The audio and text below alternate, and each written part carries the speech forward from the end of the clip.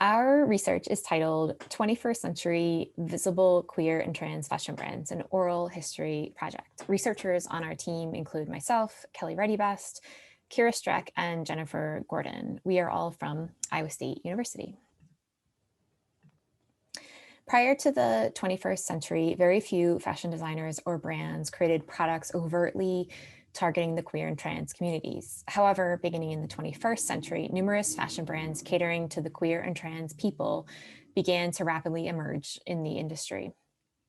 Pictured here are some of these entrepreneurs. The purpose of our research was to document and analyze these emerging fashion brands by examining their histories, product offerings, and intersections with queerness. Pictured here are the logos for the 23 brands we completed oral histories with on their development, production, and sale of clothing, accessories, or other appearance-related objects. Brands included All Is Fair in Love and Wear, Beefcake Swimwear, Blue Stocking Boutique, The Butch Clothing Company, and many others. To obtain a rich history of the 23 companies and their respective directors, founders, or owners, we use the oral history method with a life history approach. We created an online open source archive for the oral histories, which is pictured on the slide. We prompted the interviewee to use storytelling, a key component of oral history, to share the history of their company, starting from the initial idea, and also how their own personal life history connected to how and why they started or became involved with the company. In our analysis, we draw upon these oral histories, objects from each company, news articles, and other online content, such as YouTube videos. From colonization until the early 1970s in the United States, queer and trans rights were virtually non-existent. In the latter part of the 20th and the beginnings of the 21st centuries, activists achieved major advances for queer and trans rights, providing much visibility for the community. For example, in 1996, states began legalizing same-sex marriage, which was met with significant backlash. Following this legislation, the United States almost immediately passed the Defense of Marriage Act, also known as DOMA, legally defining marriage as between a man and a woman. Then in 2013, the United States Supreme Court legalized same-sex marriage in all 50 states. However, other inequities persist for the queer and trans communities. This long-standing oppressive context in which these queer and trans fashion brands emerged is of great importance to demonstrate their revolutionary status as they developed between 2009 and 2017 in the wake of continued turbulence and activism. At the time of their respective founding, some of the directors could not find garments, accessories, or shoes that fit their gender expression, or they knew others in the queer and trans communities who experienced similar issues. This inspired them to develop their brand. For example, two cisgender tomboy identifying women founded Kieran Finch because they were unable to find button-down shirts that fit their desired self-presentation. And here is a photo of one of their shirts with 9 center front buttons to achieve a masculine aesthetic. Additionally, the brands producing suits and suit coordinates were also responding to the emerging queer wedding market. Most of the brand directors did not have backgrounds or initial interest to work in the fashion industry. Their work histories varied widely. For example, Cadlick at Blue Stocking Boutique was a PhD student in literature.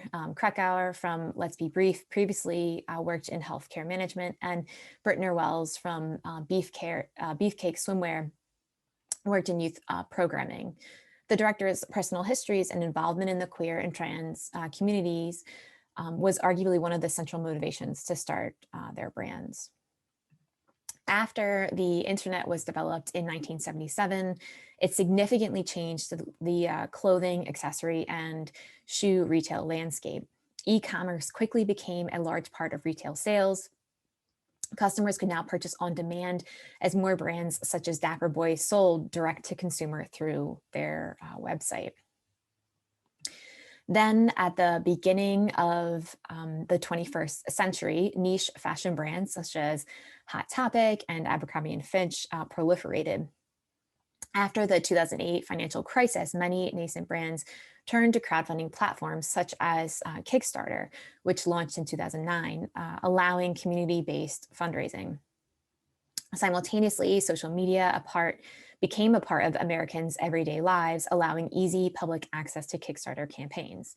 These changes in the retail industry, including e-commerce, social media, niche brands, and crowdfunding all contribute in part to the market entry for the 23 queer and trans brands in this study.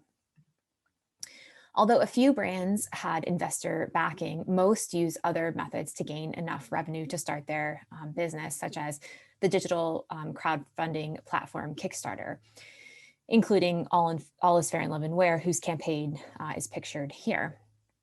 Kickstarter allowed them to gauge interest and community investors. Several used multiple funding methods, such as credit cards, student loans, personal savings, family money, side job income, and investor backing. Many of the products offered by these queer and trans brands have historically been unavailable commercially because they subvert normative gender appearances, a common aesthetic many queer individuals have negotiated throughout history.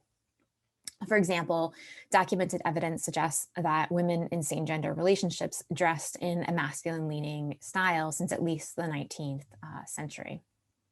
Pictured here is Sarah Panatsby and Eleanor Butler, two women who were in an intimate relationship who dressed in a masculine aesthetic in the 19th century. Contemporary masculine styles, often referred to as butch, frequently includes flat shoes, short haircuts, and masculine coded clothing.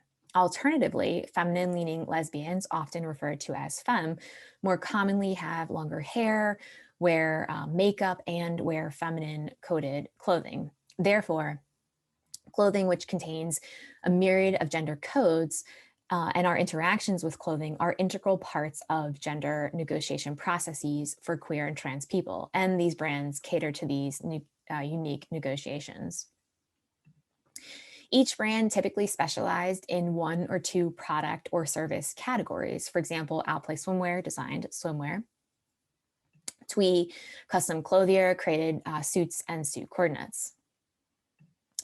The brand directors addressed the unmet queer and trans fashion market needs by queering existing products. Tomboy X's customers requested boxer briefs for women. Therefore, the brand launched an underwear line with a masculine silhouette that fit people with varying genital anatomy. For example, the 6-inch fly, one of their popular items pictured here, featured a non-functioning fly with buttons, front panels that were smaller than those in men's underwear, and a 6-inch inseam, which is longer than most underwear marketed to people assigned female at birth. These queer and trans fashion products are not copies of products typically marketed to cisgender men with discrete modifications, but reinterpreted products reflecting Muniz's concept disidentification from queer theory. Disidentification allows one to destabilize cultural norms and power dynamics and imagine alternate sociocultural relationships. Disidentification refashions cultural objects and ideas by emphasizing their complex position and centers marginalized people and their experiences in relation to these objects. In the process of making garments such as masculine coded suits accessible to people with varying body types, the directors reinterpreted these garments. Many of the brands produced garments associated with masculine presentation, such as suits, boxer briefs, and button-down shirts. Each of these are reinterpretations of existing garments associated with hegemonic masculinity. For masculine-centered people, wearing these garments can help them achieve their desired masculine embodiment. For example, FDM Essentials sold rodeo boxers. Unlike traditional men's boxers, the crotch panel was double layered to allow for the insertion of a packer, which is on the top right of the slide. The outer layer of the packing boxers had an O-ring in the middle, allowing the boxers to also serve as a harness for hard packing. While several brands offered masculine-leaning products, some designed and or sold feminine-leaning or gender-neutral garments. For example, as seen in this photograph, Flaunt Streetwear marketed their t-shirts as gender-neutral. Rebirth Garments, on the other hand, offered packing underwear and binders in addition to other products. However, their work characterized a genderfuck aesthetic by incorporating neon color blocking and silhouettes that revealed often concealed parts of the body.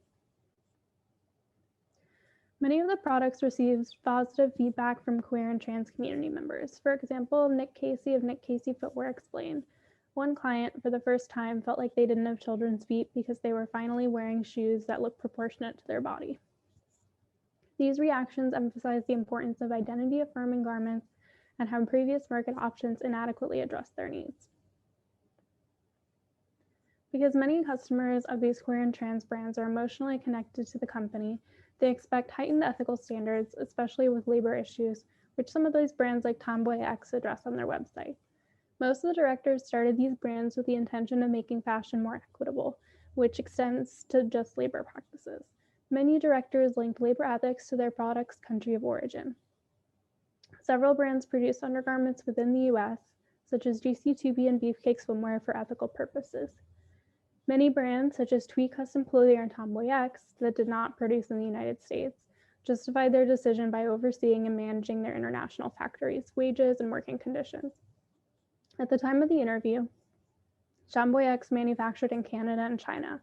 However, Dunaway, one of the founders of Tomboy X, described that she and Gonzalez, the other founder, and or their product developers would visit the facilities frequently, as demonstrated in the screenshot from their website.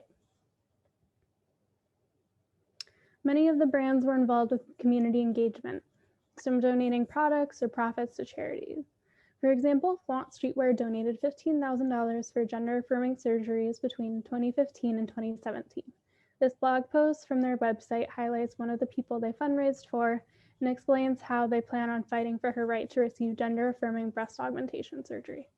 Similarly, Play Out Apparel had a 10-10-10 program where their influencers would post a 10% off discount code for customers, which when used would also ensure that 10% of their purchase was donated to an LGBTQ+ profit, as well as support the influencer. Additionally, several of the brands had free binder programs, such as FTM Essentials, which provides free binders to trans people who would otherwise be unable to afford one. At the time of the interview, DISAC related to the FTM Essentials had at least 14,000 applicants to their free binder program. Many of the brands, including Tomboy X, GC2B, and Rebirth Garments, gained initial visibility through word of mouth, yet digital media facilitated an exponential growth in popularity and the ability to quickly reach their intended communities. The brands all received free press from the emerging online queer fashion and lifestyle media, such as Autostraddle and Dapper Q, which were both established in 2009, and Qwear, which was established in 2011. Part of Qwear's mission is to elevate independent brands and designers, review clothing, and educate the mainstream fashion industry about queer identities, according to Qwear. Dapper Q's founder, Anita Dolce-Vita, explained that Dapper Q is a queer fashion revolution, one of the most stylish forms of protest of our generation. These queer fashion media platforms work to enhance the brand's profiles through digital social justice work. Technological changes in the latter 20th and early 21st centuries in social media helped facilitate the rise of these queer and trans brands in the 2010s, as most of them operated as e-commerce businesses. Dunaway and Gonzalez of Tomboy X recruited brand representatives to promote products on the representatives' personal social media pages. Dominique and Honig of All Is Fair in Love and Wear prioritized creating a digital environment that their customers' well-being, because they understood how daunting it could be for customers to search for trans supportive gear. For example, they outlined binding safety practices on their Instagram in collaboration with the Binding Health Project. which was a research project resulting in numerous peer-reviewed research articles. Social justice-centered representation was key as brands developed their online presence. Many of them actively rejected objectification of the body in their imagery. Some brands focused on sexual empowerment, and some avoided advertising the product on a body. Daisak from FTM Essentials explained that she does not typically advertise products on a body. For example, she photographs packers alongside her hand for size comparison as seen here. Daisak's approach helps her customers evaluate packer sizes and reduce potential negative comparisons her customer might make between themselves and the model. Playout Apparel also produced a campaign with models who had mastectomies without reconstructive surgery. Erica Hart, a famous model who had a mastectomy without reconstructive surgery, walked for Tomboy X and Dapper Q's annual runway show during New York Fashion Week in 2017. The directors also discussed the importance of intentions surrounding inclusive language in their media and product copy. For example, Kubaku used the term innie bits and outie bits to refer to genitals. Circumventing gendered language by abstractly referring to anatomy rejects this normativity and allows queer and trans customers to feel recognized and affirmed. While the brands contributed to queer and trans representation in the media and the industry, they continually engaged in critical reflection on their business choices. Some handled significant controversy related to digital media representation. For example, Cadlick assumed that using queer for Blue Stockings Boutique would agree with a mostly millennial audience. However, the word triggered significant backlash and she removed queer from her brand's media. Although the directors thought critically about inclusive imagery and language, their digital media received both positive and negative reactions. The safe space Washington created on GC2B's social media has facilitated positive trans community building. Washington explained that once trans communities find something that works, they're going to want to share that with other people. It's not competitive, and people know how relieving it is to have it, so they're more than willing to share that with other people and spread the word. GC2B benefited from this digital community building as they received free marketing. Washington explained some of his customers are, quote, self-proclaimed marketers, as these community interactions may not have been happening in the same way without the existence of GC2B, their trans products, and their social media platforms. Similarly, Kubaku branded themselves as the face of rebirth garments. Customers have told Kubaku that the brand's digital visibility inspired them to, quote, come out.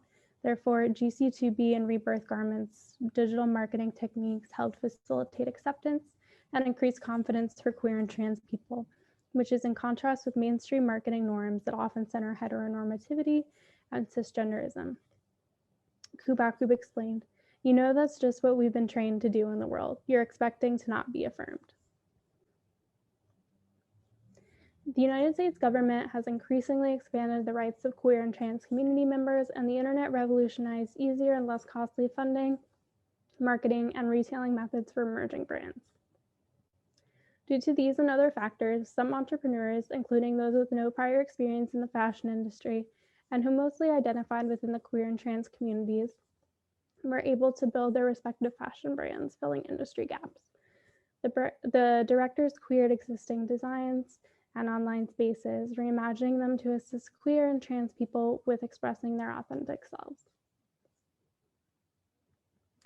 Through this project, we document the changing retail landscape and the revolutionary queer and trans fashion brand movement in the 21st century. Analyzing the relationships between queer and trans people, queer history, and retail history allows for a deeper understanding of queer identity within society, which can assist in developing cultural competence and thus reducing future discrimination. While we captured rich histories, the oral histories are a cross-section in time. As the companies continue to evolve and more brands enter the industry, future scholars should continue to capture these important and revolutionary stories. We invite you to further explore these queer and trans fashion brands in the oral history archive found online at the link on the screen. Thank you.